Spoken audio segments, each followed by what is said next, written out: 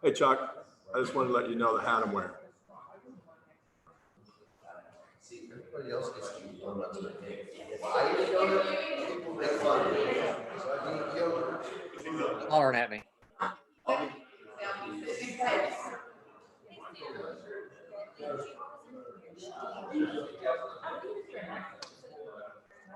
Yeah, I'll try.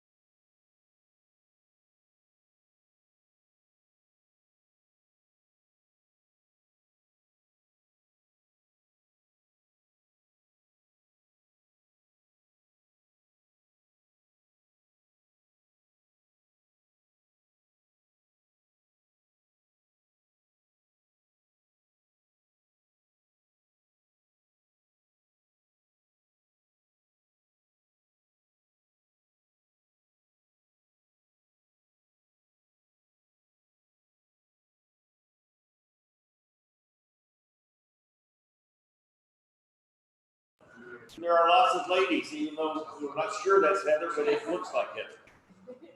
And let's go ahead and get started. This is the first time that we've had an in-person meeting with RJ. So if any of you have not met RJ, I think most of you know him, but we're used to seeing him on the silver screen. So this is Mr. Arkstar himself. So, all right. Let's see. Where's Chandler? You can count. We have 4. All right. Nathan is supposed to be here. Nathan is Zooming. Okay. Nathan's on Zoom. Okay, Nathan's there. All right. All right. Then, Go right ahead, Mr. Childers. Okay, well, hey, good morning and everybody, welcome, board, staff, and guests, today. It's nice to actually be in this room again. Hey, it's not putting you guys out on the screen.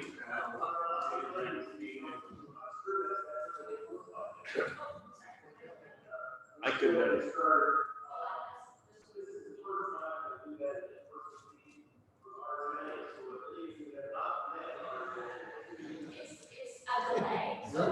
Rick, we didn't clone you, did we? Yeah, I hope not. For your sake. Sorry, I was waiting there. Okay, look, lots have happened since the last time that we saw each other. Wow. We've had a lot of meetings, and I just want to say they've been awesome because Sam has created an opportunity for us to engage with the public and not, and follow the guidelines of the sunshine law and everything else that we're but now we're back. And, you know, I want to start off with keeping it very positive because June 2nd was a punch in the gut for many of us that worked very hard on that, including the two ladies that are sitting over here. Our Ozark Chamber and Show Me Christian County put every effort they could into helping us try to get the use tax passed, and it was the perfect storm, unfortunately. Like I said before, or the other night, you know, when we did that, the economy was at its highest, unemployment was at its lowest, there was no COVID, there was no riots in the street. Seattle still owned their downtown square. It was just a different place. And so here we are. We got to go forward. It's still a journey. We still got to keep Ozark running. I think those of us in this room still love our city.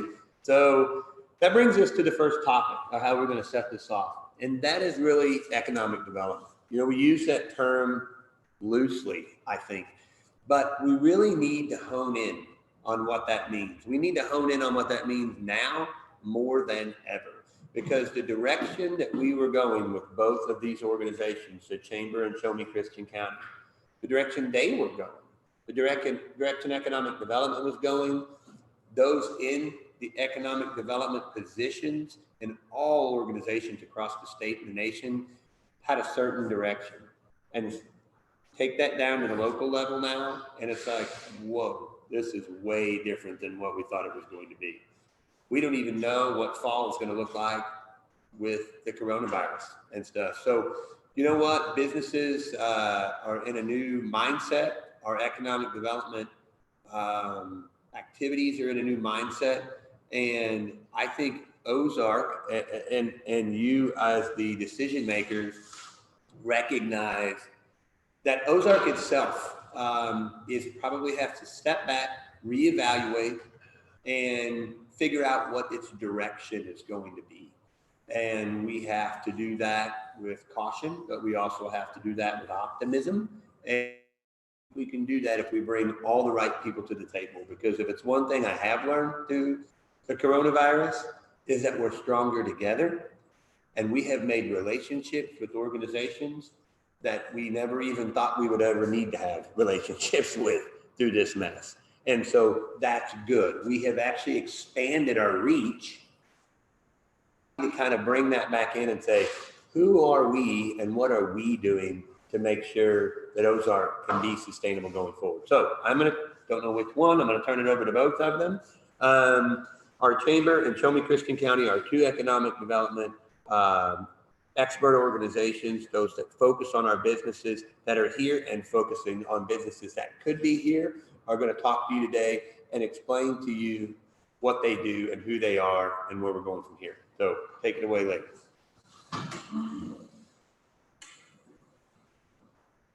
Well, good morning, everybody. Thank you again for having both of our organizations represented here. It's always a pleasure for myself, and I know for Andrea as well. So basically, exactly what Steve said, with all of the best laid strategic plans and long-term planning and sustainability planning and everything that the city goes through, our organizations do the same and similar, individually and of course in partnership with each other.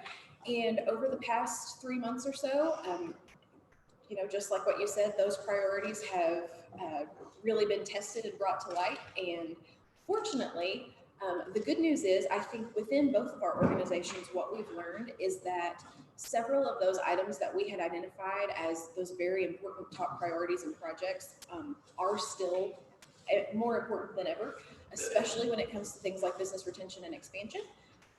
And so we want to just take a quick opportunity for you. I don't think we've ever, in all of the time that our two organizations have been working together, I don't think we've ever jointly presented really an overview of how those organizations work together, how they're different, and how they overlap. So I think it's really important for everyone in this room to be able to have a good understanding of that.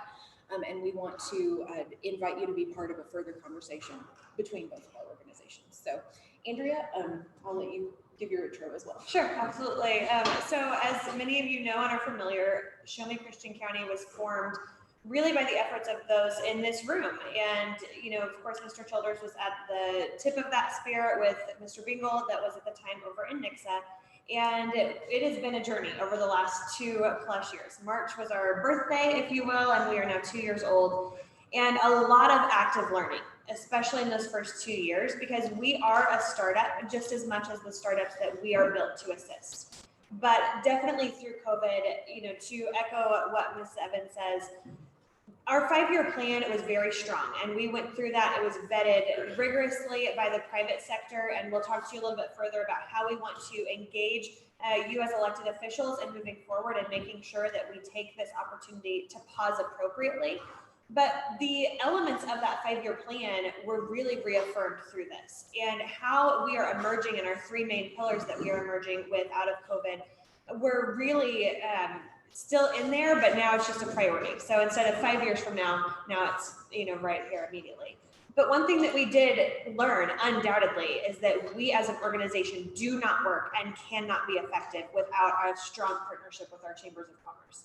We are not built to do this on our own. And that's why you'll see other models in different states or across the country where they have these under the same umbrella. We all know our dynamics across the county, and we have 2 very similar communities. While they have different cultures, from a demographic standpoint, we're pretty equal. And so because of that and having 2 chambers, it wasn't feasible when you formed Show Me Christian County or formed the Christian County Business Development Corporation to do this and attach it to just one chamber or the other. And so it is vital that we have this working partnership with both. And so we are also hoping to do the same type of presentation with the Nixa side as well. So kind of brief overview. Okay.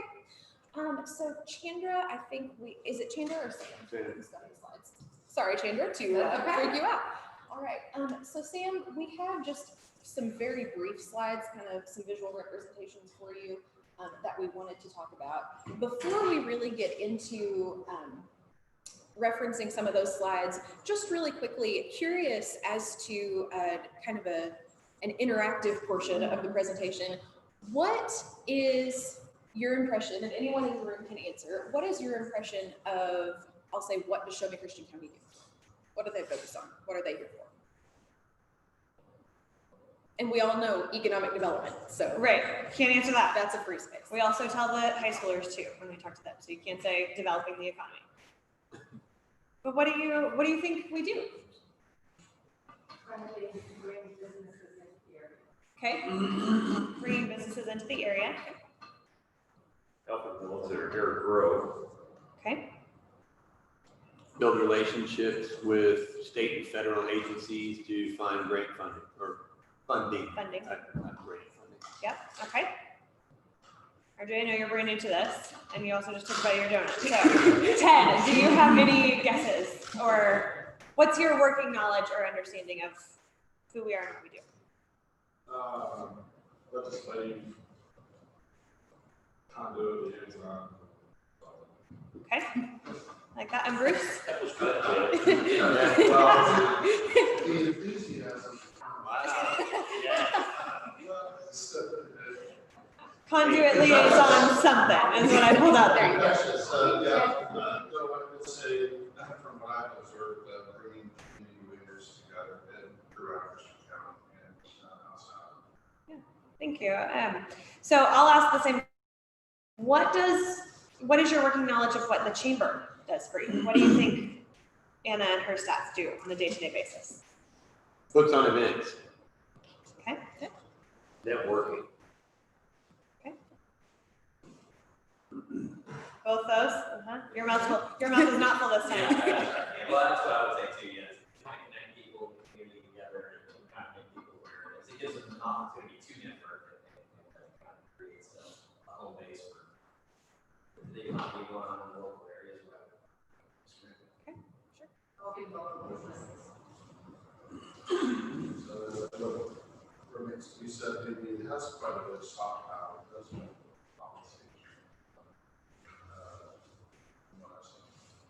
Welcome new businesses. I mean, the ribbon cuttings and it's like introducing new businesses to the community. the community.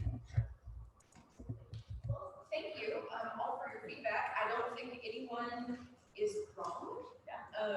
And that's the kind of the cool part about us being able to work together is that, we have the opportunity to, utilize Shelby Christian County and the expertise that Andrea has, in addition to, the expertise that we have in the staff of the Ozark Chamber.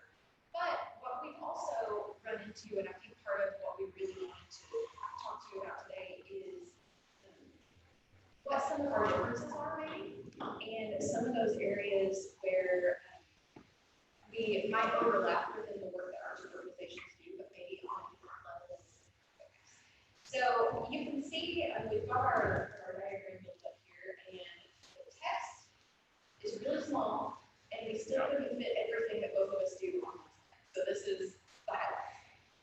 So a lot of what was expressed just now is, like I said, correct. Both of our organizations are on that front line. We're having those personal conversations with businesses and business owners, making sure that they're understanding and aware of the different resources for their businesses that are available in the community. But there might be a different level of strategy or focus when it comes right down to it in that every day.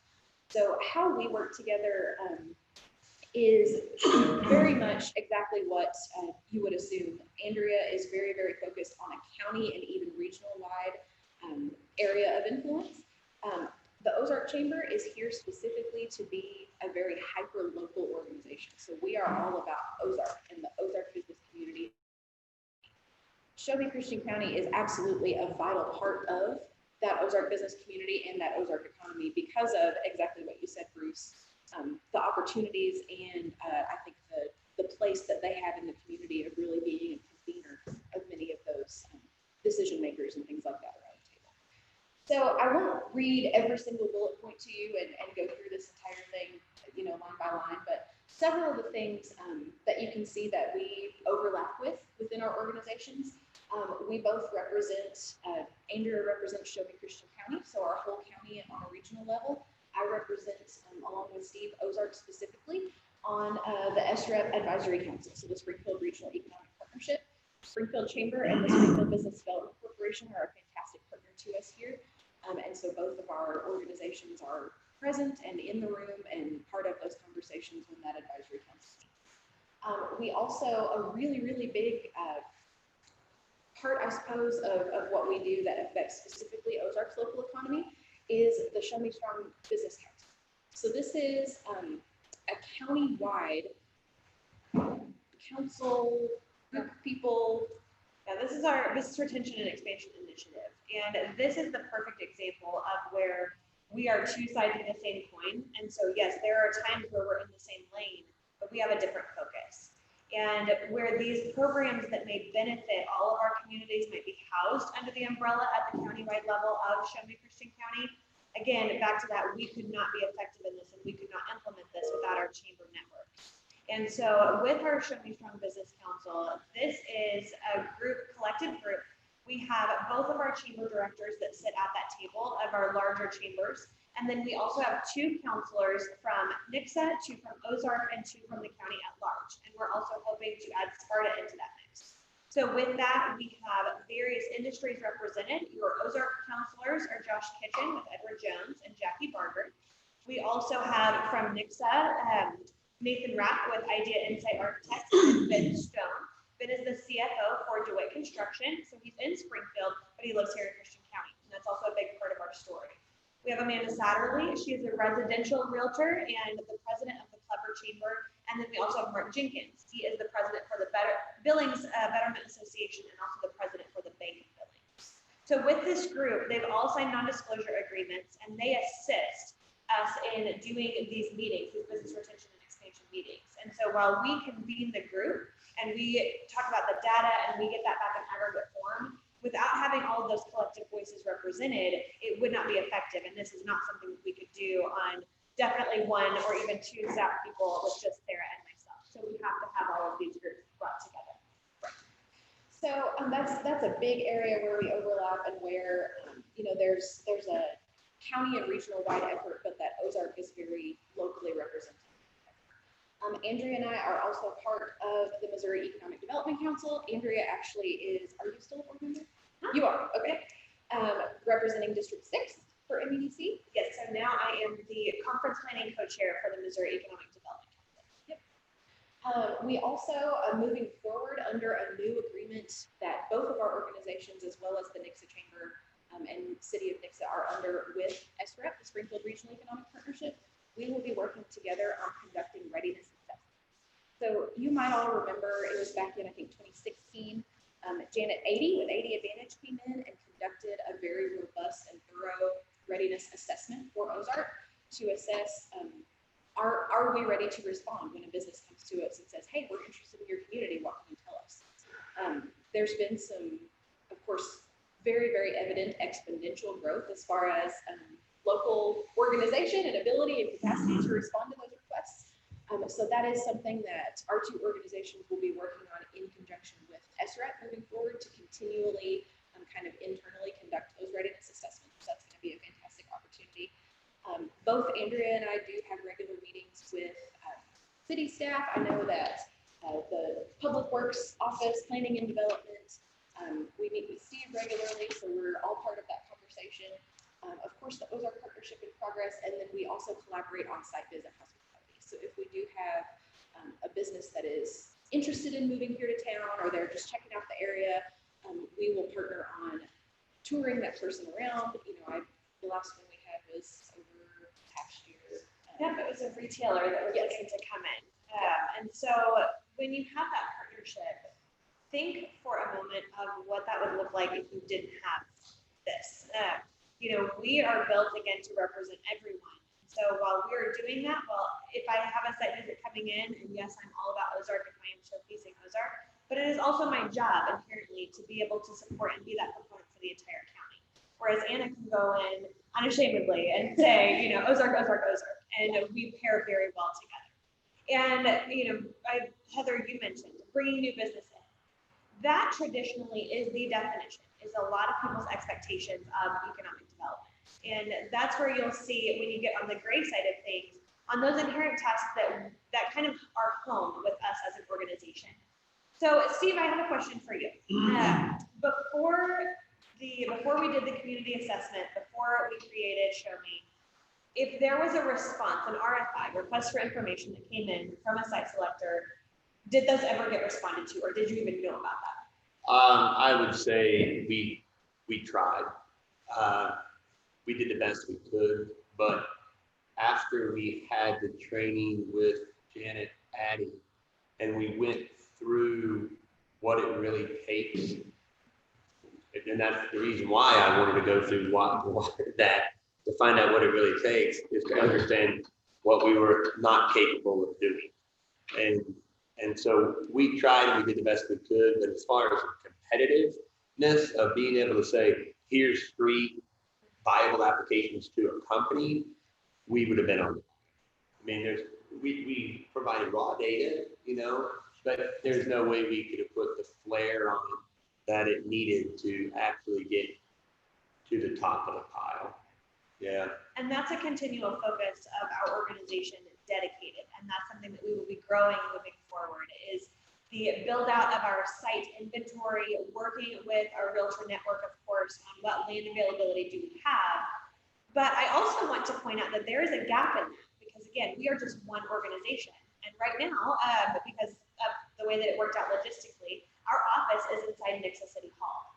So if we did not have a Chamber of Commerce here and a local place for people to call and land first, I want you to know that we would not have earned the opportunity to now have the creative audio headquarters in Ozark and in Christian County. So walk us through that real life example on how that worked. I mean, we have just started, but Yes. So this, as you all probably remember on the timeline, I think Andrea and Shomi had opened their doors March 1st. And I received a call at the chamber office in April. So this was very early in the process, but I received the call. I actually personally took the call. I picked up the phone at the chamber and spoke with Don Fleury. Learned he was interested in expanding his business, was looking at several different locations. He let me know the names of some of those different cities he was looking at, and wanted to know what Ozark had to offer. So I gave him, kind of ran through some initial stats and demographic data with him on the phone, followed up with him through email and sent him some different, further details and answers to his questions, but then connected him with Andrea and said, Don, this is perfect timing because we have an organization in place who is built to respond to this kind of inquiry. So I would like to connect you with Andrea Sykes. So Andrea connected with Don. I know that they had a few that they were looking at, not just in Ozark. so the day after he called Anna, he also called Chris Russell in Nixa, at the Nixa Chamber. And thankfully, it also works the same way. And so Chris said, that's great. Let me give you some community-specific information for Nixa, but let me also pass you off to our economic development organization. And so then I was able to do that and provide those sites all across the county. And we worked through that process. And we did that site visit, we came down, we looked through different things, and we engaged the Ozark Chamber at every step along the way.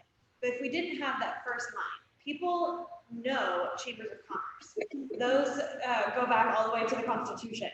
People do not often know or understand economic development organizations and that core function. And so they may not look for us first. And if we didn't have that first line of defense, then we would miss out on a lot of things. So the business attraction is part of there on both the regional expansions and how that comes from an RFI standpoint. And then there are other things. The Missouri Partnership works to promote the state of Missouri all across the globe, and we work with them hand in hand. And then there are some things in the trenches that we do, and we're building out further on the work key strategy for our high schoolers and also our adult learners. Are any of you familiar with the work keys testing? Have you ever heard of it? Do you know what work keys are? So the ACT actually has a component, a complementary component, to their college preparedness exam that is more geared towards vocational learning. And that is the work keys test. So individuals can take this work keys test and it places them on a precious metal scale. So we are working, again, having that umbrella with our organization on defining what this looks like, engaging through our local chambers and our local school districts and getting that into each local economy. And then we are also building out the platform to engage our employers and letting them know. So if they see, oh, this student graduated with a platinum, they know what that translates to. And then we're working on a lot of other exciting things. And we'll hopefully go into those in a future meeting. Did you know that Christian County already has a designation as an ACT work-ready community? As an ACT work-ready community. So with the infrastructure is in place for us to be able to implement this system, it's just time to actually do that. Because we've been a certified work-ready community for a while. So does that attract new businesses that want to come here? I mean, you can pull people from a large area if they want a job. I mean, and I'm not saying that's not a neat program, it obviously is. But does that bring a new business to town, or is it just one of those check boxes that you check? Oh, yes. Sam, can you go to the one slide that looks like a triangle? Good. So to answer your question, again, traditionally people just thought of this as you pack up your briefcase, you go show your cool brochures, and you land some big manufacturer into your community. That's what they thought, smokestack chasing.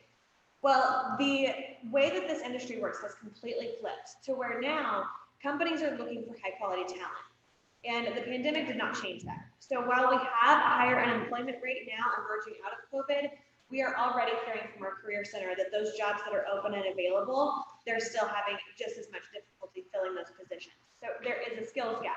So absolutely, if companies do not think that there is a workforce there that can fulfill their needs, then why would they invest? And also more importantly, if that company is already in your community, if they don't think that you have a workforce that's meeting their existing needs, why would they expand? Why would they continue to invest in your community if you cannot help them build that pipeline? They will most likely end up moving to another community where there is a standard workforce that can assist them. And Sue, this is another one of those things you talked about, trying to give information about a city, kind of that flair to move it to the top of the pile. This is one of those things. Yeah, it seems to me to be a qualifier. You just, again, as we learn, they're not trying to qualify us, they're trying to disqualify us. Yes. And so as you continue to disqualify, you don't want to land in that pile. You want to be able to say, well, I made it to the final two, you know, and then it's. And this is a way to quantify some of the readiness that they're trying to assess when they look at your community. Do you have people in your community who can do X, Y, and Z? And if we're able to say, you know, well, XYZ percentage of our Ozark High School graduates last year tested gold or above in whatever area you're prioritizing, then that's just more data for that So company. can I ask another, I mean, is it okay? Yeah, of course. I want to engage because I know we got to stay on track, but I want the board and the folks on TV to hear this. So, you know, things have changed, and obviously we're having very big discussions about what do we do now? What do we look like now? What kind of development are we going to allow? Is growth for the sake of growth a good model to stand behind? Because it looks like it might not be anymore. So when you look at the small to large opportunities, do you, as your organizations, kind of look at the city or look at the county and say, now, you know, even though, is everything an opportunity? I mean, should Ozark be like, oh yeah, any new business is great? I mean, I don't know how to put that in. Jeremy and I were talking the other day about something, and we shared it with Nathan. I know he's on there about a sustainability matrix, and we called it kind of a quantifying matrix, but we didn't really like the name. So Jeremy pitched that, and I thought that sounded good. And it's like, well, is there ever a time where you can actually plug in what someone wants to do, a development we're going to talk about on Tuesday? I mean, you know, these are big things that are still looking at Ozark, but what's the value of Ozark? What's the return on investment? I mean, if the return on investment for Ozark is 126 years, is that a good return on our investment? I mean, I don't know how you do that, because I think largely cities are viewed as you're just sort of there, the economy and the marketplace comes to you and you react. Of course, you have a plan, but you just sort of react and let everything come in, and that's just the way it goes. And I don't know what your perspective on that is. Yeah, so from my perspective, it's actually a yes and a no. Because, and the reason that I say that, we are so imbalanced as a communities across our county with our daytime population, that on some level, anything that we can do to increase and balance out that daytime to nighttime population has a significant amount of value, because we cannot attract additional retailers and things like that into our community without having that daytime population. Now, on the flip side of that, when you dig into that next level, on actually expending dollars and resources for recruitment, there is a very specific target. And on our target industry list, which again, future meetings, we'll go through our target industry plan with you, but we have identified healthcare as a major one of those, simply because of the workforce. We have a lot of workforce here that pairs into that industry. Also, a lot of home-based businesses. That is not your, any pick one pyramid scheme. That's not that. What we're talking about is those remote workers. And we've all learned through this pandemic that we can do a majority of what we do from home. So how do we engage that? For the first time in our county's history, at least at this population level, we had nearly 100% of our residents at home, and they gained this big awareness of where they live. And so how can we really capitalize on that and those things moving forward? Destination retail is a big one. Again, when you have things that people can't meet out in public, it's there. But that meets what we are suited for based on our tourism pipeline that we have between Springfield and Branson. However, those generate a lot of sales tax, but those are also service jobs. And so they're not going to pay a high average wage. So it's really the balance in all of those. Now, are we suited for a very large food manufacturing plant that's going to employ 600 people? No. first and foremost, because we don't have the land available for that. We've got land, but we don't. So there's a lot of layers into that. But our strategy actually looks completely different moving forward. So that's one thing we wanted to talk Yeah, about yeah. today, and I know that we're short on time, so we will be very quick. But traditionally, whenever you think about economic development as a concept, whether it's through a local chamber level or whether it's for a larger, county or regional organization like Show Me Christian County, exactly what you said, Heather, a lot of people's first thought goes to attracting new business. And that is certainly something that is always, always, always going to be an intrinsic part of what both of our organizations do and respond to. It's never going to not be part of our priority and part of our plan to be as good of a response as we possibly can for any business that might be looking to locate to our community. However, there's also the fact that the vast, vast, vast majority of new jobs and investment and opportunity that are created within a community come from those businesses that are already here.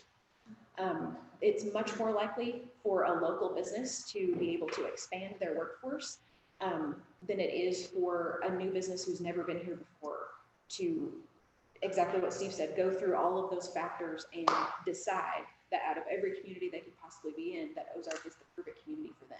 And there are businesses out there that is the right calculation. But for the most part, the priority and the focus moving forward, if growing jobs and growing that economic investment is our priority, that's going to be done by focusing on those businesses that are already here through strong business retention and expansion programs, and through the various different placemaking efforts that we have on all of these different levels. So Andrea, do you want to talk just a little bit about various disciplines within what we do? Yeah, absolutely. And so, you'll see kind of this rainbow here because in economic development, I've had several mentors tell me, in this industry, you have to be a jack of all trades, a master of all of them. And that could not be more true because we are that centralized advocate. No matter what level that they start at, we have to be well versed in what these communities have to offer and what resources we can connect them to. And so you'll see at least how it's implemented here. Our chamber networks across the county, but I really have to brag on your chamber because especially through COVID, we could not get the data in every community across the county. We just couldn't. And that was not the case here because of the integrated strategy that we have. And that's why when we look at things like the fact that of the respondents, and it was a significant number of respondents, mainly because the things you don't see, your chamber sat on the phone calling each individual business in their member roster and saying, how have you been impacted by this? So we know real-time data for you and pulling this in aggregate, 85% of our businesses were significantly impacted. We did see some that grew during the pandemic, but the large majority, as we can imagine, were impacted. Not only that, but because of the work that they did, we can stand here and tell you jointly today that 40% of your economy is either somewhat or very concerned that they will permanently close in the next 6 months. So how can we join together to strengthen that existing business economy? So that's the community development that you see. All community development rolls into the economic development, but not everything that I do on a day-to-day basis can penetrate that local level. And so that's why you see the workforce. The closer down that you get, the more that you need boots on the ground that have those intimate personal connections in your community. Because I can work with the superintendents, but I might not know all the teachers or the counselors on an individual basis. Or I can work with the business community as a whole, but I might not know them one-on-one. And think for a moment as we're wrapping this up. You mentioned, the difference on the attraction and it's different in showing and the networking, but think of what this community would be if you didn't have those personal individual connections. You and I met at your ribbon cutting when I was through the chamber. I've met several of you or had really enriching conversations through those things where we were able to build those strong relationships. And without those strong relationships, Bruce, as you mentioned, we wouldn't be able to pull those leaders together and build trust to accomplish these overall things. And so we, just really want to leave you with that. I'm sure we'll email you the specifics. And we also know and understand you cannot get a very intimate working knowledge of Show Me Christian County from a 15 or 20-minute presentation. So what we would like to do in engaging you further, I mentioned that 5-year action plan. And we went through, I told you it was vetted heavily from the private sector. But one thing that we did in our active learning is realize that that was not heavily and thoroughly vetted by our elected officials. And so what we would like to do is 2 sections, one of wards 1, 2, 3 and districts 1, 2, and 3 in Nixa. And for the first time, bringing the elected officials together to share those thoughts and insight on the countywide plan. And then have 2 sections of that again, with 2 meetings and go through our entire plan, walk through that, have questions, build this together. And then once we get those dates set, we also want to invite elected officials from our other more rural municipalities to give insight and help us build this plan for the future and how we can integrate that countywide. Let me say one more thing. Yeah.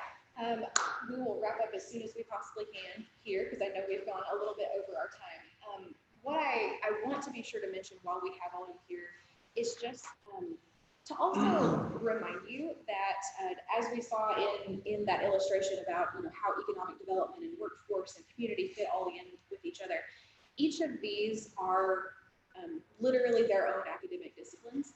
And you have someone who is an advocate for you here in the county who has significantly invested in ongoing professional development and certification to literally become an expert in this field and in what they're talking about.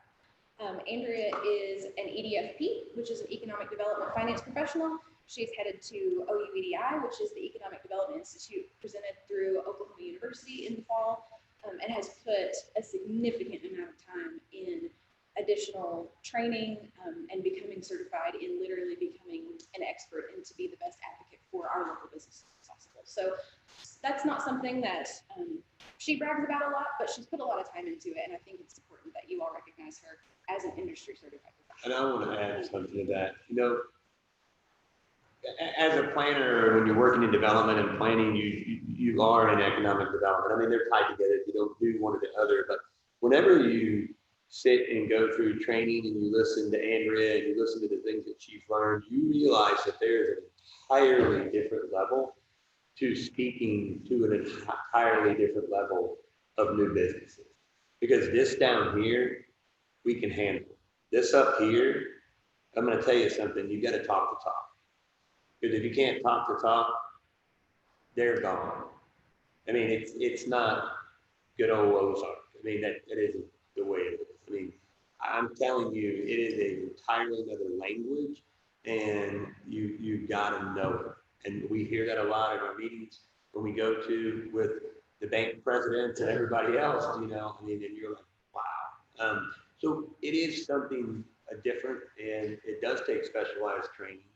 And that's why, although we can work hard and do a good job, we need to do a great job if we're going to compete in this marketplace today, which just became a heck of a lot harder to compete in.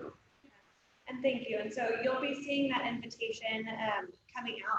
Please respond. I know we sent out a first round, but now you know a little bit more about what that request is for. We want to get you and Nixa around the same table together. And again, then bring in our smaller communities, but we have to have our anchor communities. It is a passion of mine to lead this organization, but as Mr. Childers can tell you, it wasn't my idea. And so it was your ideas collectively as cities, and we want to bring you back to the table and build that in. And so please respond to the email, and thank you so much for allowing us to jointly present. It's been an honor. Thank you very much. Thank you all. Thank you, guys. Does anyone have questions that we can quickly answer at this point? Any of these gentlemen on Zoom have any questions? Nathan or Jason? Nope, I'm good, sir. Let's do it. Those are industry.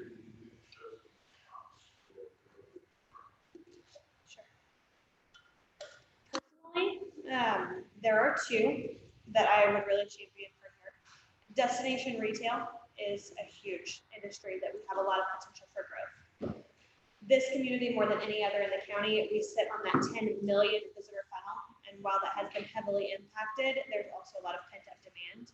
And especially having the new investment from the mill, when they get back on track.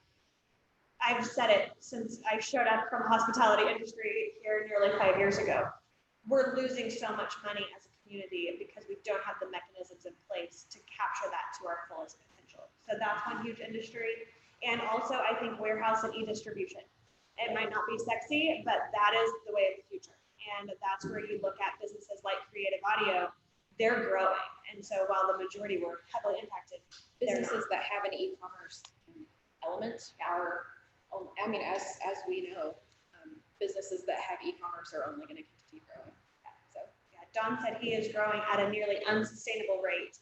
And they have added at least 5 jobs just in the last couple months to keep up with the demand. So that's a huge win for us, being on the highway. Are they still planning on adding on to the south? Yes, they're hoping to in a couple of years. That's their phase 2. They need a place to put audio. They just got creative. Just Can you- creative. Just to be clear, you said e-commerce is growing? Surprise. I'm just Yeah. shocked by that. Yeah. Yeah.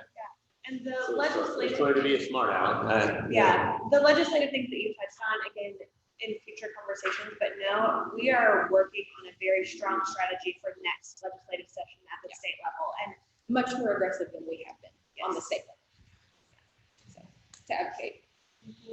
That's awesome. I see you ladies are leaving or staying. No, they can stay if they You're want. welcome to Yeah. stay, but I want to Stay. tell you something if you were not staying. You're sick. Okay, then I'll tell you afterwards. All right. Thank you. thanks, guys. Thank you. Thank you. Thanks. Okay, we're gonna move on to the next thing, and like I said, you know what? We've got a city to run, and we gotta keep running it. And if you remember the timeline, which I think you're gonna get to see in the next presentation, Journey 2030 was 10 years, and there were many things along there. We hit a big roadblock with our first one, so let's move that aside and let's go to the next. The other one was our sewer master plan. Guys, we started talking to you about this over 2 years ago, and we've kind of been putting it on hold and putting it on hold and revising and putting it on hold. And after a meeting yesterday, the day before, the day before, with our engineers, I'm glad we put that on hold. I'm glad we put it on hold because we needed every opportunity to communicate to the public about our use tax. But then I'm also glad that now that we know the outcome, which wasn't the one that we hoped for or thought was going to happen, you have to step back, like I said, and reevaluate all your plans. And we were able to reevaluate the sewer master plan priority list Tuesday, and I was amazed. And it actually stemmed from some of the conversations that we had in after our agenda meeting a couple weeks ago, you know. And so I'm just proud of that, and I think they've done a great job. Jeremy has an awesome plan to go forward. So Jeremy, take it away. All right. This is a very visual presentation, so we'll try to move through it pretty quickly. But Steve, You're gonna have to speak up, Jeremy, so oh, the mic there. Yeah, The one down here. okay. Can everybody hear me okay? All right, let's get started. I'll take that as a yes. We got a lot of information to get through, so kind of the point of this presentation was a refresher. As Steve mentioned, we have kind of been trying to find the right time, to initiate the plans and potentially raise sewer rates. It's never a good time. So, but there were some things with the election and ballot issues that we just didn't feel like it was appropriate to make those things conflict. But now is the time, and I'll show you a little bit why. But I just want you to know, be prepared. We come out with this plan that we've had kind of on a shelf for 2 years. The public is going to immediately say, there they go. They didn't get the use tax. So now here we go with the sewer rate increase. Guys, we haven't had a sewer rate increase in over a decade. And you name one other utility in your life right now, look at your stack of bills and tell me one that hasn't increased in the last decade. So it's time. We know it's time, even though there's no perfect time for it. But remember this? Steve just referred to this. We had this big plan come in here. Obviously, COVID shifted it down. But the sewer rate increase was right back. So guys, this is a journey. We're on the road. Let's get back on the road and get into that. this is that 10-year plan. There's a lot of things that can change and move around. But we can't be disheartened by anything that's occurred. We just got to put our heads down. We got work to do. And we're happy to do it.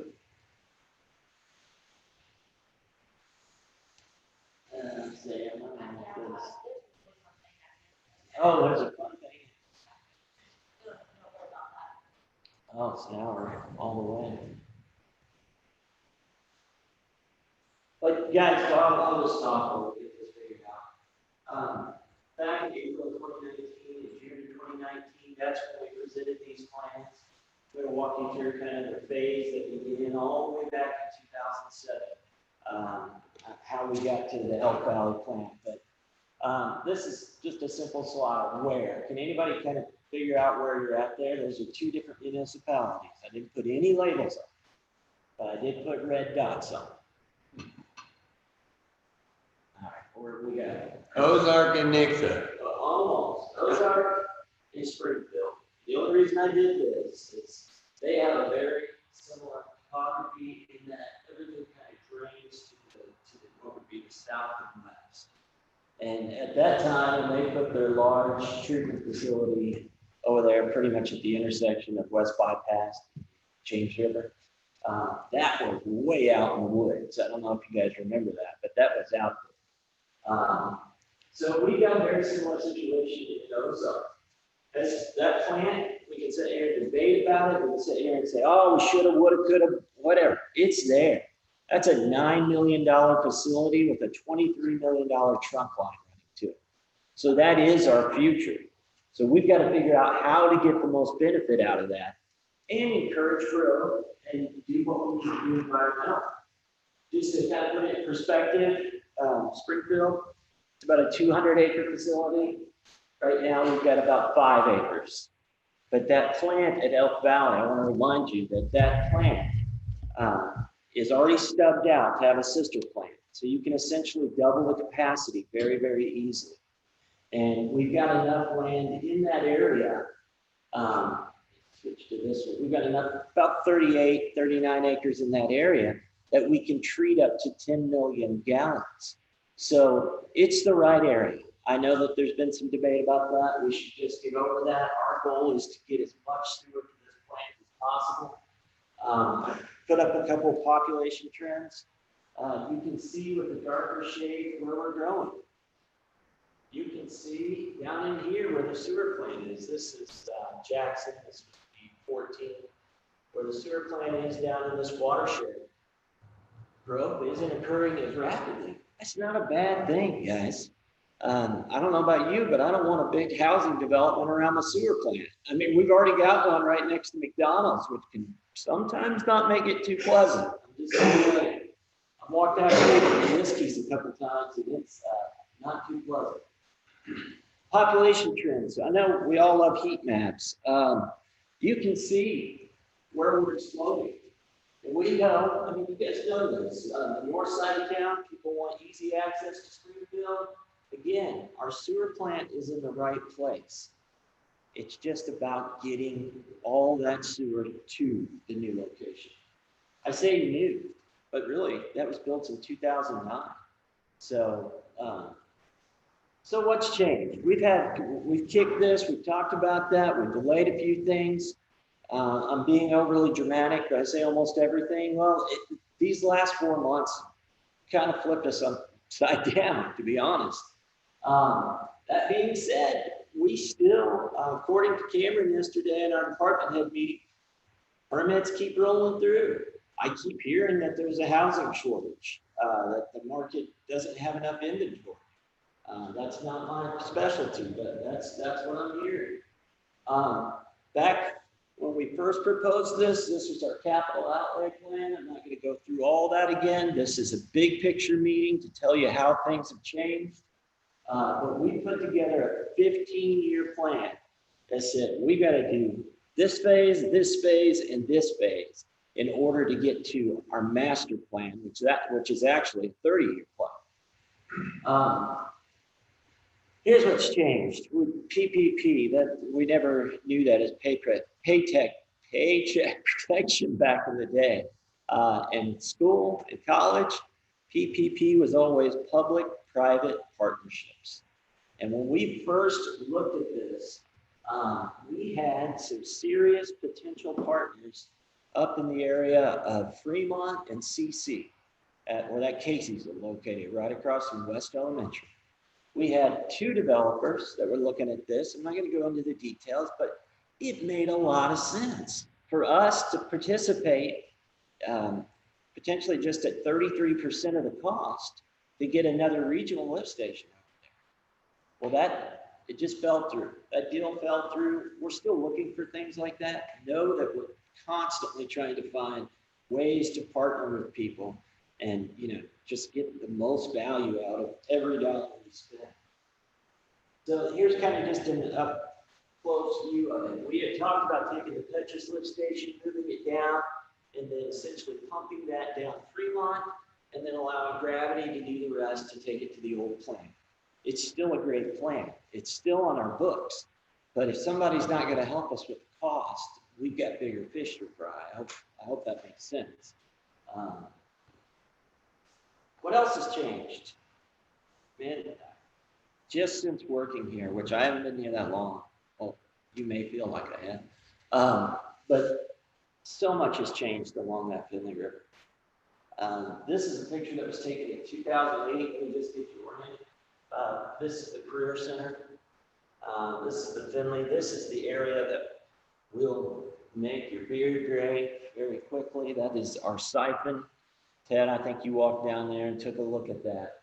At the time when this siphon went in, remember this is decades ago, where the siphon actually goes under the river, it was well back to the south of the edge of water. Now check this picture out. A siphon is actually everything within here on basically the old part of town comes to this point, and it uses that same philosophy that a siphon would use, similar to, I'm just going to use gas. We all know how to siphon gas. It creates pressure. There's basically a backflow that creates a positive pressure to push it through. So instead of relying on gravity, you're just using basic physics to push it through under the river. It's ingenious. I mean, the way it does that without having a mechanical component to it, you're just relying on essentially the physics of it. But that was put in 1989. And look how this river has changed. This, where it took the dive down, was once several feet away from the river.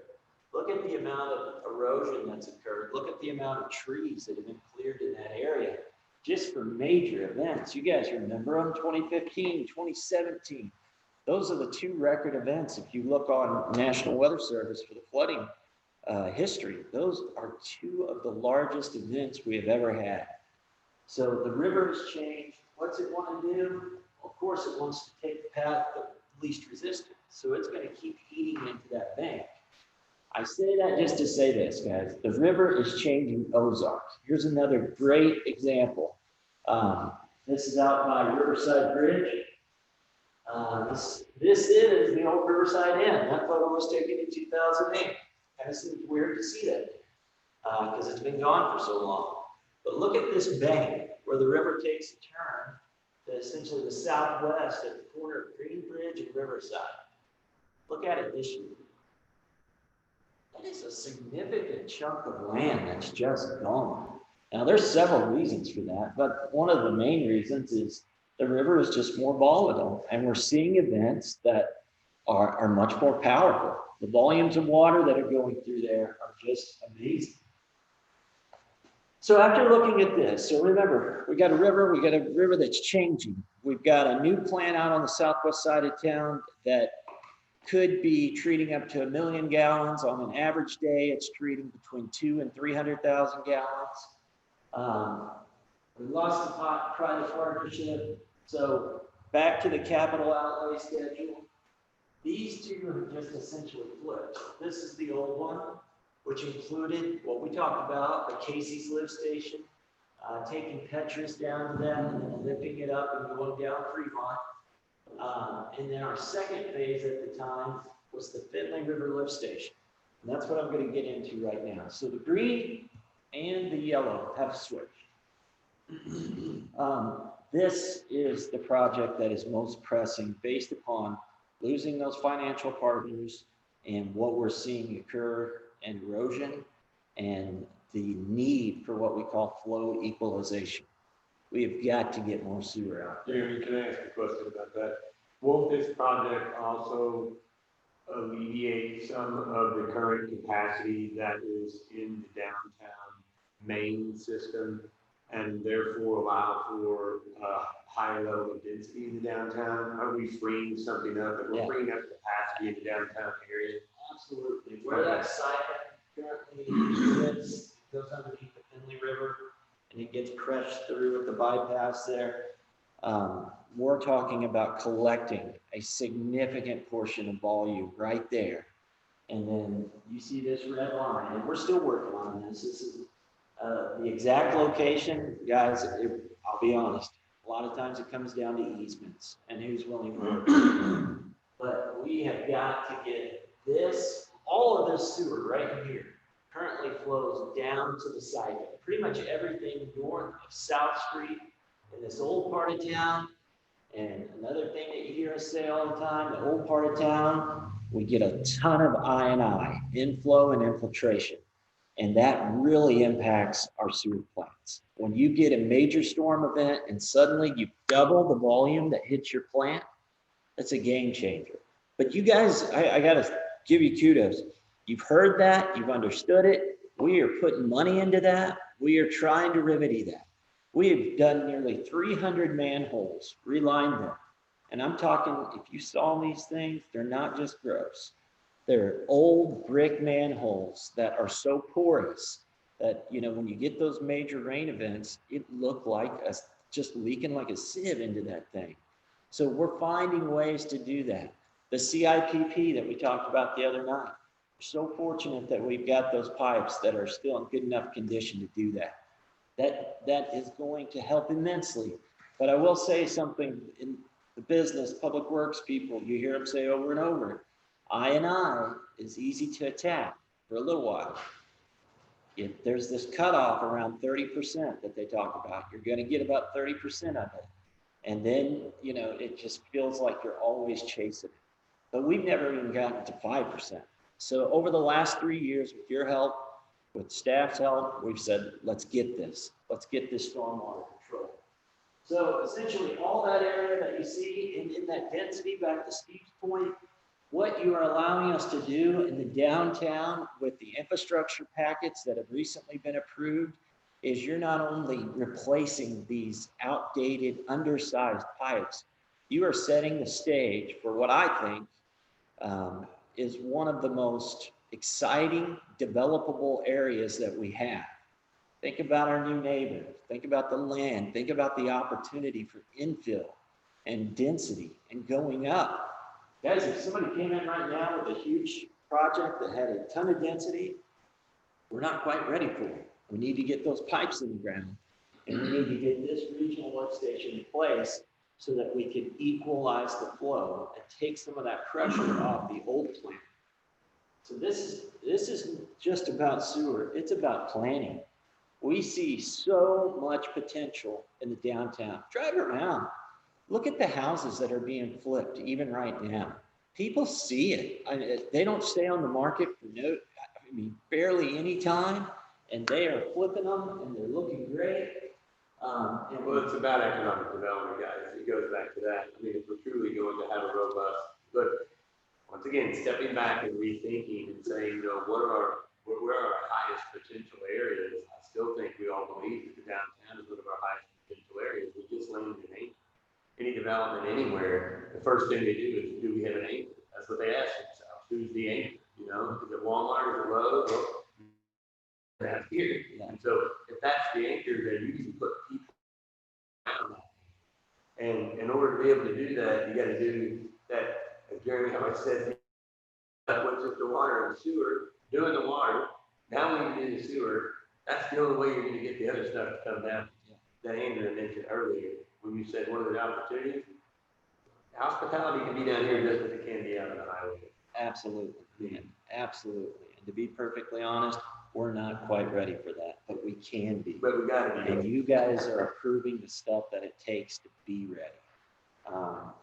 So this is now, remember what we said, we shifted the green section and the yellow section. This is now to the top. So now our phase one, Finley River lift station, hey, we still have stormwater repairs. By that, we mean taking care of I&I. But that is going to be a consistent goal from here on out. As staff, we have recommended each year that we dedicate a certain amount of the budget to that I&I. The next phase will be just what we talked about earlier, that Fremont gravity. So like I said, it's switched. We've identified some other things. Remember the end goal here, yeah, and I'll bring this on a board next time because I didn't want to get too far into the weeds. But the end goal here is to eventually take all the sewer down to the new plant. I hope that one day we'll see that that old plant has been abandoned and there's I don't know what you want to put there, but it's not there. Can we back out a little bit again, Sam? So we can read it. I'm sorry. No, you're fine. I did it. So capital improvements really quickly, stormwater reduction, treatment plant improvements, south of Finley River collection improvements, west of 65. Here's one that we haven't talked about in a while. We own 59 acres? No, 43, 43, sorry. 43 acres out on the corner of 14 and W. And that is a piece of land that we struggle with, just to be quite honest. I mean, we're. Rose hay really good. What's that? Rose hay really good. And we use it for hauling sludge, and you know, it's a great thing for us. But we ultimately know, I mean, when pressing Sam saying, hey, what is the future of parks? We're limited because of our topography, because of the existing uses, because of all these factors. And let's just be honest, we're out there, we own the land. We did some grading out there once upon a time. So what we're thinking about is taking a phased approach and doing this internally. Remember, we are self-performing projects at a much more rapid rate than we ever have. Our guys are performing it. You talk about a cost savings, typically it's 30% right off the top. When you get into these big projects and you're going from $1 million to 700,000, guys, that racks up in a hurry. And our guys are fully capable, and we've given them the tools that they need to do it, so let's keep giving it to them. I want to, Jeremy, I've got to add another economic development standpoint on that. Again, got to step back, got to think about economic development. What's the first thing that they say about economic development? You got to have the infrastructure. We are going to continue to make roadway improvements to the east, out towards this property. Why? Because when Jeremy and I sit there at the OTO meetings and there's 68 projects all over the region vying for that MoDOT cost share money, guess which ones rank the highest? East towards Sparta. Why? Because of safety. That's why we got the one we did. If we can go from Merkins out further and further, there's a lot of growth going on out there. What is that also? That's a commercial corridor. So now that road with roadway improvements has the potential to bring not only residential, but commercial. So we're going to focus on those commercial corridors. If we're able to get some of those cost share funds, do the road, we already own the property. You got over $1 million invested in that property, which by the way, we don't know a dime on. I just want to make that clear, unlike some things that were said in the campaign. It is paid off. We use that as an asset. It is not a liability. We use it for sludge hauling, which is extremely valuable asset to us. We use it for we rent it out for the hay. But the point is that it's out, and it's not like someone's going to give us another big flat piece of property that's there. So whether we build ball fields on it or not, or we sell that property, it's not worth today what we've got invested. You bring water and sewer to it, and it is. So whether you build ball fields or whether you sell it, doesn't matter. You just created a piece of property, and you get back to what this lady said, and that's you don't have any sites. Oh, really? Now we have a site. Just yesterday. You see what I'm saying? I mean, and if we can put it into the model, and that's why we reworked this the other day, is that we gotta take what we already had. Now that people say, we don't really want all this new, take what you got, maximize the benefit of what you already had. And anyway. another big thing, thank you, Steve, because I should have hit the economic development side harder. But another thing in the environmentalist in me, guys, on the south side of town, south of South Street, we have neighborhood after neighborhood after neighborhood that is on septic. And these are fairly dense neighborhoods. You guys know where I'm talking about. Behind Murphin's and a little bit further to the east. These neighborhoods, we're constantly getting calls for septic tanks failing. And a lot of times we just don't have the infrastructure in place to help them. I cannot stand seeing a septic tank permit go out. Of course, it's just the greenie in me, you know, that I want to protect our rivers, our streams. And I know that they can do that with a septic tank if it's properly installed. But another thing that's customers sitting right over there. Customers that would gladly hook on to our sewer. Because when they call you and they realize it's going to cost them $20,000 to put in a new septic or some sort of drip system over there that they've got to qualify for, yeah, that's customers that we're setting on right there. So you got the economic development, you got the environmental advantages, and you also got the economics from the standpoint of putting more customers on the books. So we call that South Side septic elimination. That's a Stevie term if you haven't heard one. But, and then the ultimate goal here, guys, is a 30-year treatment plan. We gotta move towards Elk Valley. It is what it is. We gotta get the most bang for our buck out there. This is what this plan does. And here's the 30-year treatment plan again. All you need to realize right now is that the north plant is the green, and the orange is the Elk Valley. So right now you can tell a significant amount of the sewer is being treated at the north plant, or the green. When we get this flow equalization in place and we speed this up a little bit, then we're getting to the point where we're about even with the north, the south. And then eventually, what do? In the 30-year plan, we send it all down to Elk Valley. So we're still on track. Some things have changed. Back to the rates, guys, we got to make some tough decisions over the next couple months. What does that involve? Well, it's going to show a lot of things like this. Guys, we're not doing too bad comparatively with other communities. Ozark is on the left, Nixon's right next to us, Republic is well above us, Valentin is well above us. And, you know, this isn't about a comparison, because we're not apples to apples with Republic. We're not apples to apples with Nixa even. It's about creating a revenue stream that can adequately take care of your infrastructure. It shouldn't be about keeping up with the Joneses. It's about doing our job, basically. So we've got some room. We've got some decisions to make. Just notice the green line, that's Ozark. We've got several people above us on water rates. Again, don't want to get too hung up in that. We got to take care of our stuff, and it is what it is. So what's next? Last slide. This is going to take some community outreach. We're going to take our licks. Let's just be honest. I mean, you know what you're going to hear from the community. So that's going to involve, get ready, Sam, education, public information, letting them know what these projects do. It's going to be fun. Next month, we will have revised financial statements if you guys are comfortable with where we're headed. Again, not a lot of changes, but some. We'll have those revised financial statements, and we will come to you with the appropriate rate adjustments so that we create a revenue stream that can then service the debt on these projects that we are wishing to complete. So now's the time for discussion. Is there anything that just jumps out at you? Yes, sir. Well, the idea is to increase the capacity of our sewer system so it can serve water, so it can handle larger developments downtown.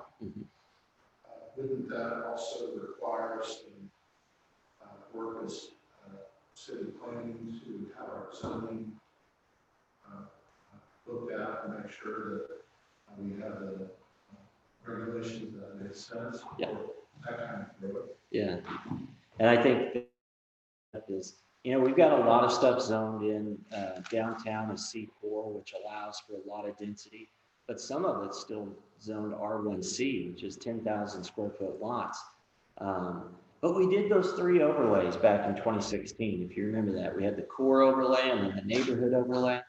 I think it's time to re-examine those and promote density. I think the sustainability checklist that we're coming out with, if you're providing density, putting heads in beds, users in place to pay for that infrastructure, we're going to encourage that they go up and become dense. I mean, that's what people want right now, especially in doing downtown. that without giving us 10 more miles of road and curb, gutter, and sidewalk to take care of. Yeah.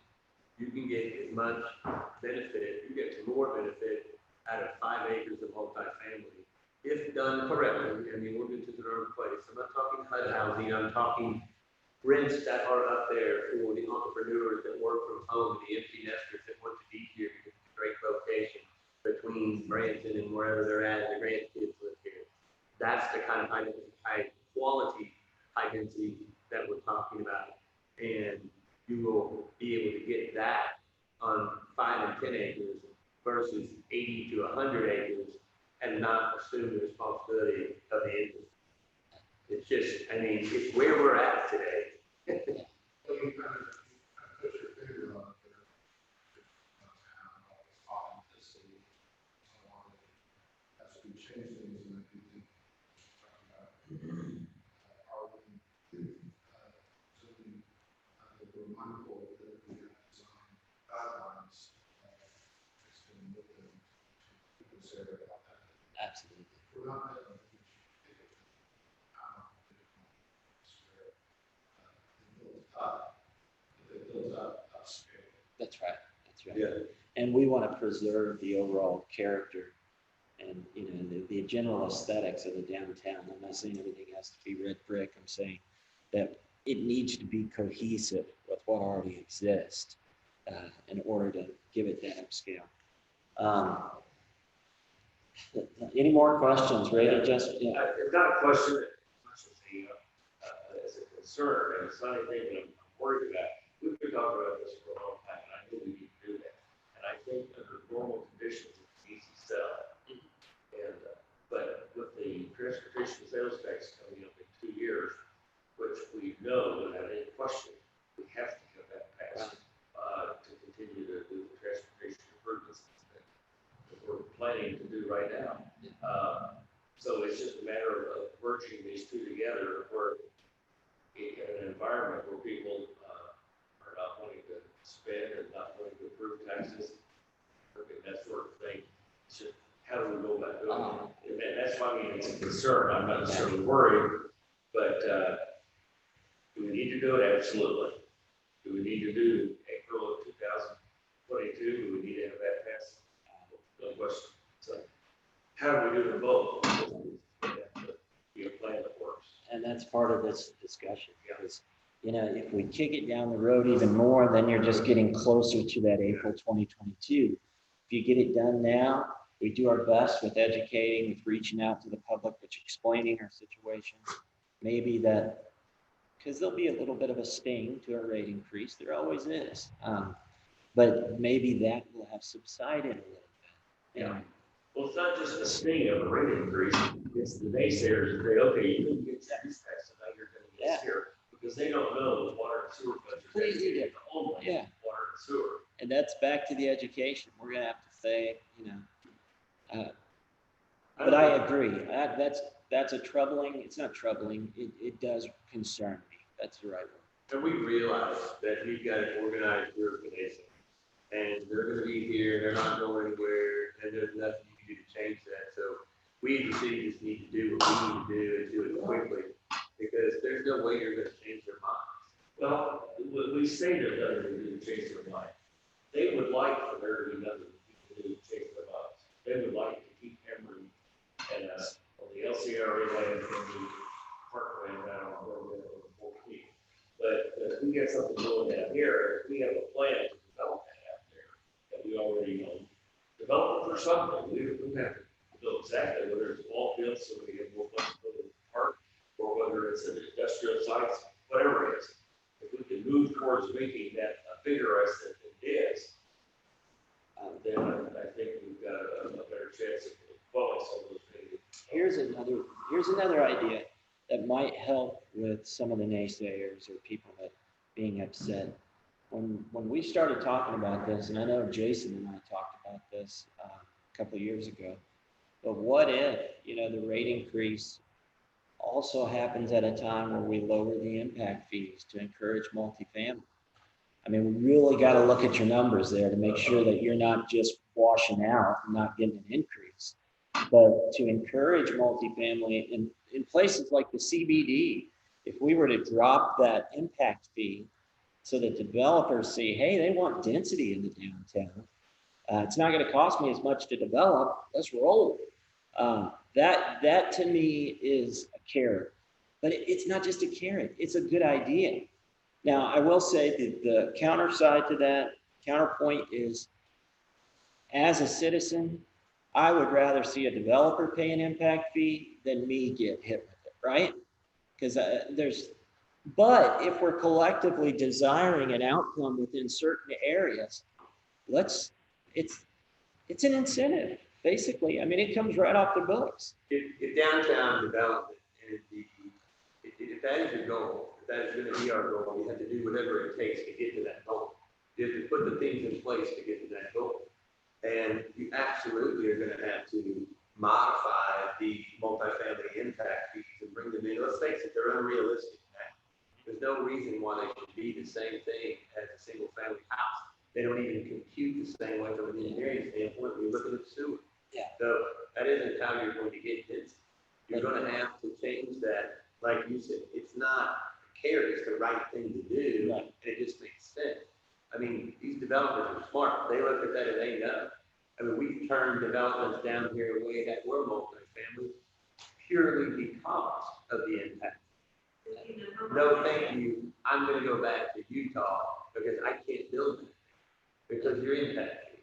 Yeah. So if we want it, we have to make the adjustments we need to get. Yeah.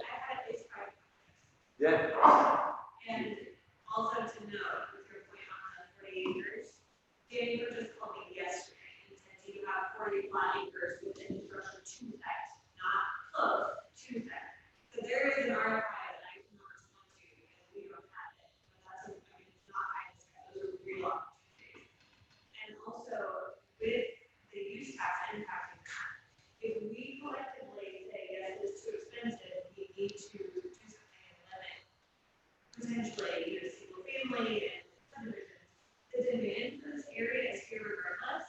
So those people will go to Mesa. It's just the truth of it. They will go to Mesa. And so we really have to think creative ways to build in that density, fill out the holes that we have, so that we still get the people in order to bring up the retail today. Yeah. High progress that we lost. And not to say that we're just trying to get at our 40 acres so we can flip our 40 acres. There's a lot of land between our 40 acres there. There's a piece of property where you might see some mini storages that says maybe got it on it and there's mini storages back there. You realize that that front part hasn't sold because there's no gravity sewer there. That's all zoned industrial and commercial. That's stuff you can't do because there's no sewer. So it's not like there's not flat land, it doesn't happen. So, I mean, we've got potential. I don't want to take the park away because then that may be the only job we got there to get. I mean, if you get like a ball field and you got a lot of investment, I'm just saying that there's other opportunities there. So that's where we sit back as planners and go, whoa, wait a minute, here's a corridor we haven't really been focusing on. Ed and the mayor brought this up the other day and kind of challenged me to go figure it out. Go back to Jerry and figure it out. So anyway, it's just, yeah, I'm getting excited about I it. know. I think it's fun. I love this stuff. Yeah. I love this stuff. Any other questions? Any red flags? Because we're going to start moving. We're going to start massaging these numbers and start looking at the actual cost of rating. Do it. Okay. All right, and I do want to say a kudos before I get out of here. Andrea and Anna, I keep getting calls from Creative. They are now, I think, trying to get the financing to do phase 2. He's in the nail polish business now or something? Distribution. Yeah. And they're out of room. And that was one of those things that by building relationships, they kept on here. So I think that's going to work out. Not to say we didn't have a few hiccups on the construction side, but that was a relationship that was built, and he wants to invest in Ozark. He gets it. He gets the Chadwick Flyer. He gets the trail. That's what's cool about it. It's bringing those. Yeah, that's right. You want to talk to them on slide 18? I know you guys talk about economic development. Another important thing that we realize is that we have to meet DNR regulations. Yeah, we have a lot of issues. Yeah. So I mean, that's really important. That's a great point. And I almost put that slide in here to show the SSOs that are occurring. I think I'm going to hit it with that next slide and specifically identify the manholes that we're having problems with around our Finley River Trail because of the increased rain events and because of the limited capacity on lines. We're seeing some manholes that are just, they're not functioning properly and they're causing a sanitary sewer overflow, which is not a good thing. Not those down there. Those, all the brick ones and the old ones, we've come in with that cementitious lining. But those manholes along the river, what's occurring is the volume gets so, exponentially higher during a big rain event, which again, we're trying to solve, that it just can't handle it. And you'll see manhole lids that are bolted down pop off. That's how much pressure they have. So that's a good point, John. Everything that we're doing with the Finley River flow equalization, that's going to open up more on the north side too. So there's a ton of good reasons for this, but we'll show them those numbers because since 2015, we have had multiple events. We're on DNR's good side right now. I always want to stay on DNR's good side. So. Anything else? Move forward, is that what I hear? Anything that is on the table to be able to continue developing out that corridor down east. That is an area I have two different developers walk into which are information about that. So just emphasizing that great priority. Well, and even when you all ever expect to drive that owns the rest, the majority of the rest of that land out there to see if they have any interest in making their land available or something. That's who the city bought that for. I mean, they still, except for 1 or 2 houses, have 3 acres. They still own all the way up to W Highway. It's not really W Road. Sailor Road. Yeah. Well, yeah, I'll get you the information. I personally think having one of you two or both of you all approaching them rather than a commercial broker, because they're natives to the area. They care about Ozark. And if a commercial broker comes to them, they're going to take $25,000 an acre, which is not working. But then they have some spirit and might respond better to you. So I'll get you their information. Okay, guys. Look, our third topic before we end, we got one more, and that's just a general conversation we're going to have, which really is a wrap up of today. But our third topic is about CARES Act funding. Okay, so you may have all heard that through the CARES Act funding, that all went to the state, and then the state distributed that to the counties throughout Missouri. In Christian County, they got just a little over $10 million. $10.3 million. And the big question is, so the county decided to create a committee. They had created a committee called the CARES Act Committee of Christian County, made up of county employees right now, department heads. And basically, they're not really getting any applications or not that many applications. And a lot of that is because when the guidance came out to say what would be eligible, the first round of CARES money was like, well, that's just reimbursement money. If you had to go out and buy gloves and masks and sanitizer, well, then you can submit that to be reimbursed. Well, a lot of that we get reimbursed through FEMA programs anyway, because it was a declaration of emergency, you know. So what the next CARE Act, the CARE Act number 2, I guess, or the second phase, I should call it, came out was like, look, this is for things going forward related to COVID. Okay. So with that, we've all kind of stepped back and said, wait a second. And we've looked at what other states are doing and other counties in other states and cities in other states are doing and saying, how are they doing this? Can we do the same thing? Well, that created an opportunity for our emergency departments and public safety to begin talking, and I mean talking countywide. And so because that is something that has come to the point where our own police department is ready to put in an application in conjunction with everybody else, I really felt like the chief needed to bring that to your attention, because we may be doing the same thing with a couple of other items with them, but this is the big one, and I really think the chief needs to tell you where we're at. Thanks, Steve. Okay, so he gave a pretty good introduction, and I will just go into a little bit of the details, but for those of you that don't know, we currently operate under a consolidated 911 center, Christian County Emergency Services. It was consolidated in 2009, and then 2009 is when it went. So used to, Ozark had our own dispatch, Christian County had their dispatch, Nixa had their dispatch, and then it all became consolidated after a tax levy or a tax vote. When it was implemented, a non-public safety rated radio system that is not secure or private. It's a trunked microwave system. I'm not a huge radio guy, but it's designed for businesses or trucking companies and stuff like that. It's not designed for public safety. That was the radio system that was implemented for Christian County. Sam, can you go to the next one? What? Oh, okay. Thanks. And so when we were looking at this, COVID, it presented us some problems when it came to communications, because we do not have a reliable source of communication in our county.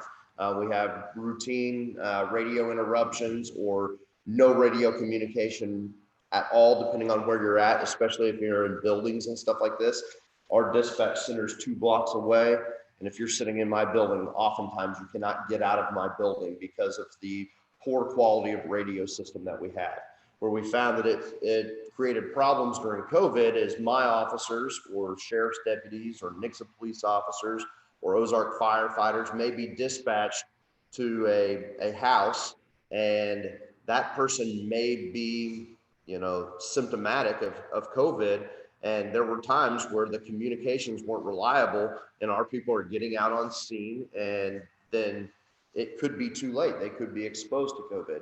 And this is an ongoing thing that we're continuously facing, is that depending on where you're at in my city, depending on where you're at in the county, you may or may not have radio communications.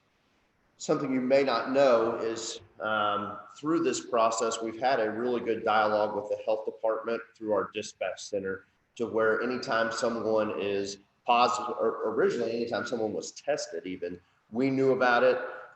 It was sent to our dispatch center, and they could give early warning to our first responders through our radio system, which wasn't reliable. Now it's only when we have positive cases do they get that information.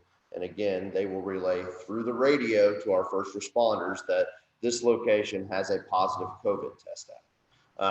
I don't have any data on how often that has failed, but I know just based on how often our radio system fails in itself, it is a huge safety issue for our first responders in our. So myself, the sheriff, the Nixa, we got together and we decided that this was a very, very viable project for this phase CARES Act. So we went out, there's a state bid already for the equipment we need for this. Ozark PD's project total is just under $548,000. That is something that it would never be a viable project for us. I already know that, if there wasn't a funding mechanism like this potentially available. What that will do is it will allow us to buy the hardware to join on MOSWIN, which is the Missouri Statewide Interoperability Network. It is a statewide system that pretty much everyone around Christian County is on, okay? That money will replace all of our portable radios like this, all our mobile radios that are in our vehicles, and some repeaters that go in our vehicle to strengthen our communications to and from each other, to the dispatch center, etc. I've actually worked on this system when I was at DEA years ago. DEA had this in 2008, 9, 10, somewhere like that, where we got it. And it is the radio system of the future for the entire state for interoperability. What it does is it provides us with P25 compliant radio system. What P25 is, again, I'm not a radio guy, but it is a nationwide, it's a worldwide standard for digital radio communications. I know years ago that they had mandated all emergency responders in the United States be P25 compliant. I believe it was by like 2020 or 2021. However, with those type of price tags to go that way, it soon became not viable for most emergency responding organizations to ever get there because of the price tag affiliated with it. So again, it gives us interoperability. We will now, if we can get this project to go, we'll be able to talk with Greene County, Springfield PD, Taney County, Branson, Stone County, the Missouri State Highway Patrol. Those are people I cannot talk with right now. So if we have an emergency, if we saw a COVID outbreak like they have in some of these big cities where all of a sudden we get 2,000 new cases, that is going to be very, very taxing on our resource. I cannot talk to them by radio, and it's not very efficient talking to them this way, right? So right now, if we have to talk to Springfield, Greene County Highway Patrol, my guys have to call on our radio, which is less than reliable, but still it works enough. So call our dispatch on the radio, who gets in touch with their dispatch, who gets in touch with their officer goes back to their dispatch, back to our dispatch, back to our people in the field. That's just not a good situation to be in, especially with our neighbors who we work with so often, okay? So those are some of the people that it would impact us day to day, because we work with those organizations day to day. So if we could have that direct communication, that would just be amazing. But it also gives us interoperability with medical services. In COVID, that's important right now. So we would be able to talk with Cox and Mercy, their EMTs, and their actual hospitals, because those are the systems that they use as well. Right now, we can't talk to them. I have to talk to my dispatch, who then talks to their dispatch, who talks to their EMTs, and like that. In a large-scale emergency, we would be able to talk with SEMA or FEMA, because they operate off this system. The National Guard operates off this system. So as you can see, it is the direction of the future that anyone who has anything to do with emergency management, medical pandemic responses, all the way down to day-to-day public safety operations, this is the way of the future. And this is an opportunity for us to get there. Again, just to highlight a few things, we're on a non-public safety business class radio system right now. That's what we utilize. It is not designed for public safety, especially not designed for law enforcement. Fire and stuff like that can typically get by a little bit farther on that, but for us, as much radio traffic as that we have, and the time-sensitive stuff that goes over the radio, this is definitely not designed for what we do. It's not safe or reliable or secure communications, meaning people can listen to exactly what we say if they want to. Most of the time, that's not a bad deal, but there are some times that there is sensitive information, and we need to be able to keep that sensitive. So, one of the biggest pluses about going to MOSWIN, So currently I'm on the 911 board. I'm the chairman of the 911 board.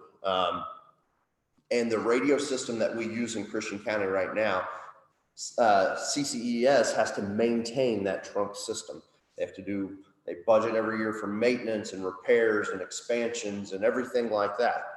Going to Moswin, that is maintained by the state. You pay no ongoing maintenance fees or anything like that. You buy the hardware, you sign on with them, you're using their radios, they take care of everything. So it will be a huge cost savings to another entity that we support through our operations, that supports us in our operations, because we're no longer having to maintain and develop and fund this failing radio system that we have for our county. This is another prime example of, we did the best that we could at the time when we were dealing with the growth because we knew we needed it, but no one had the money to go drop $500,000. Ozark PD, Nixa PD, the sheriff's, his price tag's about 1.2. The dispatch center's over $1 million. I mean, no one had that kind of money to do what we really needed to do to deal with what we're dealing with today. And this is a great opportunity to finally catch up. So just important things to remember, you know, in instances like a pandemic or COVID-19, severe weather like the tornado that we had last year, we had communications problems because people were coming down to help us, and we weren't able to talk with them on our radios. You know, in a man-made disaster, whether that's my biggest fear of something that's going to happen here is a large-scale accident on 65 highway, okay? A tour bus, something like that, especially if it is right at one of our overpasses. That's a huge risk for us because of what it would do to all of our resources. So a disaster like that, or just an unusual occurrence like a flood like Jeremy's talking about, you know, our city has the potential of being cut in half because of how the river navigates it. What was it, in 17 or 15, it was hitting the bottom of 65, you know, and we were having to make plans of basically operating 2 cities because if it goes over 65, we now have 2 cities. You cannot navigate that. Through the CARES Act, this project would be 100% funded if approved. That's what we will ask for. My application will state that we will not be able to do a partial funding or a match funding. This will have to be 100% funded through the CARES Act, and that's what will be requested. The bid for this hardware has come from Motorola, who has a state contract in place already. So we won't have to put it out for bid or anything like that. We already have a state contract in place. And to, I guess, set some people's mind at ease, these type of projects are already underway utilizing CARES Act funding in North Carolina, Maryland, and Nebraska right now for the exact same type of projects. North Carolina, it's the state legislature that's going after it. They're trying to use $19 million to update their statewide system. And, you know, they are taking care of some of the people at a lower level. Here, I think we've seen with the use tax and everything else, our state legislature is pushing it off down to the local municipalities and stuff like that. But that's what's going on in North Carolina. Maryland's using like $2.5 million. So they have a very similar project to ours. Our total countywide will be about 3.5 million, I think is what it's going to be. And then Nebraska, I'm not sure what their price tag is, the cities and counties that are looking at it. But that's where we're at. I know that the Sheriff's Department and Emergency Management have already submitted their application and they have received approval from the CARES Act committee. Now it will go to the county commission for final approval. I know Clever PD, Sparta PD, Billings PD, and Highlandville PD have all submitted applications. Myself and Chief Campbell from Nixa, we have to go through our boards and stuff like that. So we have applications ready, but we're just wanting to, I was wanting to approach you all with it because $550,000 is a lot of money. And I just wanted to see if you all had any insight, any questions, or anything like that. So that 500 would be part of the 3.5, and the sheriff and some other entities have been approved, but unless they all apply, all get approved, That's correct. However, the aspect of day-to-day communications, I think that will convince some people to go ahead and go forward with it because of the officer safety issues of I have the money, I know you don't. We won't be able to talk like we used to. However, I have a reliable and secure form of communication, so I'm going to go forward with this. So if the sheriff's department got it, and you say their application's been approved, and we decide not to do it, and so we don't have it, then that means you cannot Communicate with the sheriff's directly with the sheriff's department. That's right. You're still gonna go dispatch to dispatch. Would there be any reason to believe that the CARES committee, if they've already approved or recommended approval of their application to the sheriff, they wouldn't do that for everybody else? I don't think so. And this is what you have to think about. That money, it's looking at how are you going to combat COVID in your community in Christian County? Well, like these fine ladies have talked about, we don't have a booming medical industry right now. So if you're in Springfield, that is the regional hub for medical services, right? People from Christian County go to Greene County to get their medical services. So you have Cox and Mercy and those places that are going to be a huge draw for this because they are the first line of the COVID response because people are going to those medical facilities. Then you have your first responders that are out in the field that are dealing with it. Well, in Christian County, we are typically the first line in Christian County of dealing with this COVID response because they are calling us to then provide them services, possibly to get them to the medical services they need in Springfield or whatever it may be. But you know, we're the first line here. I don't foresee much of a problem with it, especially since it's starting to catch in other places and stuff. That's one of the big reasons why I wanted to bring this forward is because you have to understand this is a locally appointed committee approving you to buy things with federal dollars that we have very little guidance on of whether or not the federal government says, yes, that's an appropriate project, and no, that's not an appropriate project. So we're all in a little bit of a fog in that, well, maybe give us a specific list of yes, masks, but no gloves. So for phase 2 funding, the expenses, they're looking at 4 categories: remote working, social distancing, sanitation, wage reimbursement, public education, communication, health department, and PPE. Okay, so those are 4 of their categories. This is my application, not that I started it or anything before you guys gave me guidance, but so remote working, it allows us to remotely work and not have to come to an office and potentially make a phone call or something, because there are issues with me requiring my guys to use their private cell phones to make calls and things like that. Social distancing, again, it allows for social distancing, and then communication. So we hit 3 of the 8 things that they're looking for in this round of it. Steve, I got a question. I wouldn't worry about this, but I don't understand. I mean, I appreciate it, but I don't understand why we have to wait for us. Wait, if this is not our budget, this is not anything else. Why can't this is a good job? And it's in the CARES Act, and the chief needs to do it. Why not do it? Why not get the application? Why are we? So we have that. We actually passed an ordinance allowing me to research, look into, and do everything up into accepting a grant. And then I would bring it back to you.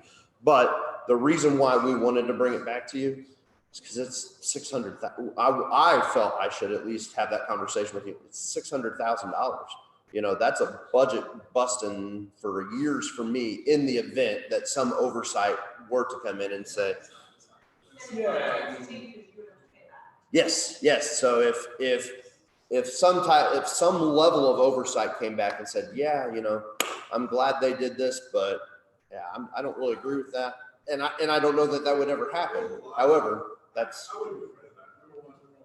That would be especially in light of where we are right now today for Congress to do that would be asking stupid. So they're not going to do it. It would be politically not cool. But I think one of the things, and I don't, this is going to sound weird for me, but we're sometimes too conservative and too slow. And this isn't the budget of our budget we have to worry about. This is something else. And there's limited timeframes on getting into the pool. You gotta get into the pool. And sometimes you gotta do that fast and quick. We need to be nimble enough to be able to do that. But I told these gentlemen yesterday, El Paso County is using CARES funds to repair the jails. They're changing doorknobs. They're also putting $1 million into paying hazard pay to their sheriffs. You know, and so there's other counties across the nation that are doing all this stuff. Okay, which potentially we could argue, some of the stuff, right? So my point is, in the big pool of things, if there's going to be offenders, there's a lot worse offenders. So this type of stuff to me, Congress has not done a good job of being standard. I guess that with this whole COVID thing, that didn't totally flip it, SBA Treasury and everybody. But we need to move forward. This is something cool. We need to do it. I think I'd put in an application for you guys to have it back too. Well, we'll talk. Well, I have before I wanted to say, What do we need to do on this today? You don't really need to, I don't know that you need to take any formal action. If we just, I'll need a signature from you. yeah. Is that all right? I can't hear you. I'll it's great money. So you don't have to get forgiveness. No, So the county was worth 10.3 million. that's what it's It's Yeah. so it's there. It's already. So the federal government decided your state gets this much, and I think St. Louis County, St. Louis City, and Jackson County were the only three municipalities or counties in the state of Missouri that got their own appropriations. Yeah, correct me if I'm wrong, we also know the rest of everybody else around us, that our island is a lot smaller as far as we can communicate with. Now, it's a little bit to us. Well, so to be perfectly honest, I'm the one person on that board.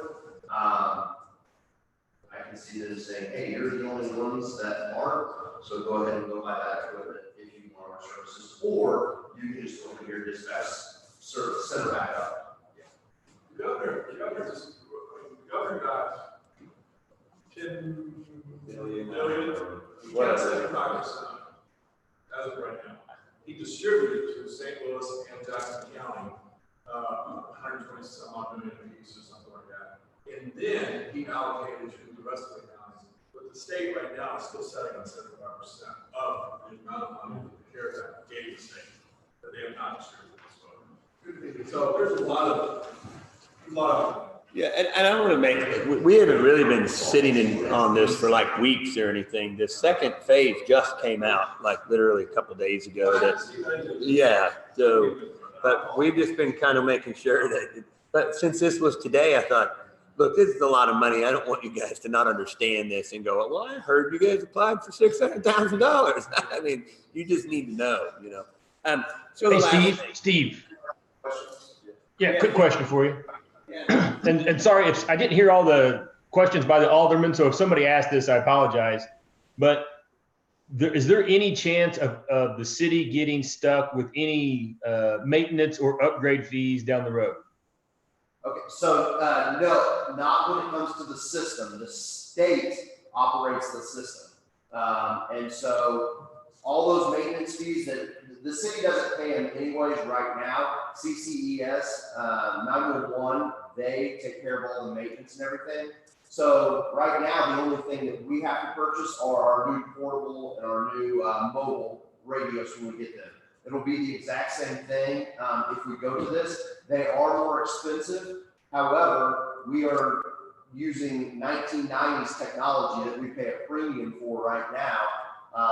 And if this project goes forward, we will be buying 21st century equipment that we can get. It is more expensive, but the lifespan is much more, it's longer, and we can actually get them serviced rather than if they go bad, we just replace them. Do you have any idea on what the potential cost of the new equipment would be? So right now we pay not quite $900 for each one of these. When we go to Mostwin, it's $3,500, I believe, for a portable, and the mobiles go from about $1,200 to about $4,500. but like I said, the lifespan of these, I just replaced some 10-year-old ones of the ones we have right now. You know, the lifespan, I can't tell you what it is, but I can tell you that I used the same radios for 10 years or 8 years when I was at BEA. So, you know, it's not like every year I'm going to buy new portables, I'm going to buy new mobiles. We reuse them in our vehicles and stuff like that. So I think with some good budgeting, we'll be fine on that. It won't impact us any more than it already does, probably. Right. Thanks, Chief. Hey guys, I'm just going to finish up.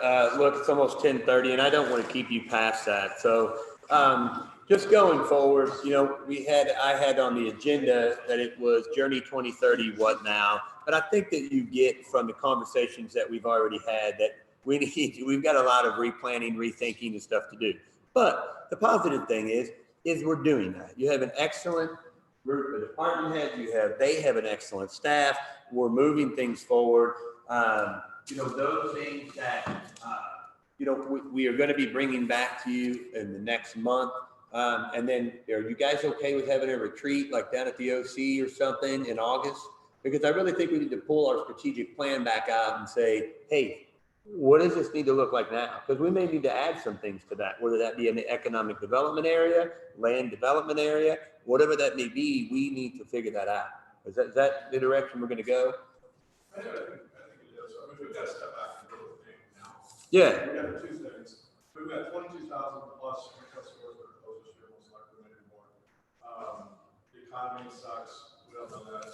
COVID, use tax bill. I mean, we are in a different world. We're going to have to face some tough issues. We got to restock and look at everything. You know, we're doing it, how we're doing it. We're going to stop.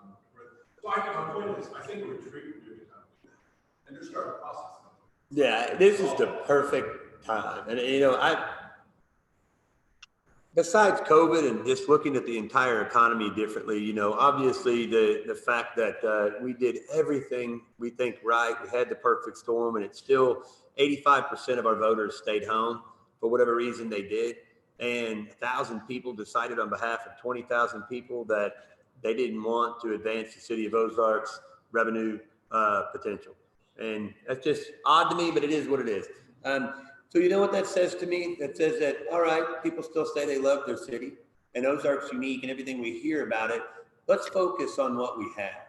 The downtown, conservation, preservation, recreation, tourism, finding ways to encourage work at home, entrepreneurs to be here, hospitality, destination retail. Those are the kind of topics that we need to talk about. And having an awesome infrastructure, water, sewer, roads are there. And please know, I'm working with our newest board member. We are going to tackle electricity and we're going to figure it out. I don't know how, I don't know what that means, but we're going to figure it out. Okay. So I want you to know that. And that's not to give those people a heads up what we're doing. It's just. No, we just look, the other day I was talking to a friend of mine. I can tell you this, it is a game changer.